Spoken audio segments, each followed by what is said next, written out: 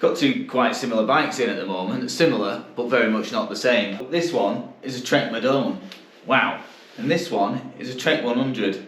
It's the most basic of Treks. They're both aluminium, which is interesting because this one doesn't look aluminium at all. It doesn't even sound aluminium. It certainly doesn't ride like aluminium. It's really nice the way it absorbed the bumps. Both of them, by the way, have got carbon forks, and it's interesting because they've got carbon forks with an alloy steer. You can just see the aluminium's coming through there a little bit. It certainly is in here. You'll notice it says alpha there. That's because it's a particular type of aluminium that they use. This one is a 100 and this one is 200. It's something to do with how Trek form and forge and shape the tubes, both H2 geometries.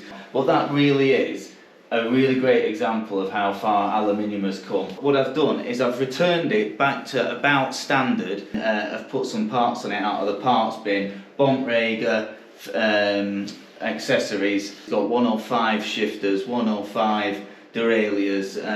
This is, I think, is a Tiagra, so are the pedals. And to try and make it like for like, I've put bottle cages on. So, you know, there's give or take. What we're going to do is we're going to weigh them. And then what I'm going to do is I'm going to see how much of a diet I can put this on. I've got some parts I can bolt onto this. So what I want to know is how low can you go with aluminium?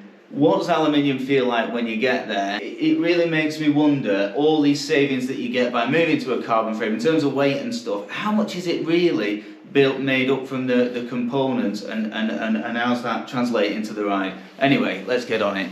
Right, scales of truth. Let's see how heavy they are. So, let's start with the Trek 100. 9.2 kilos. So just over. Let's check the Madone. 8.95.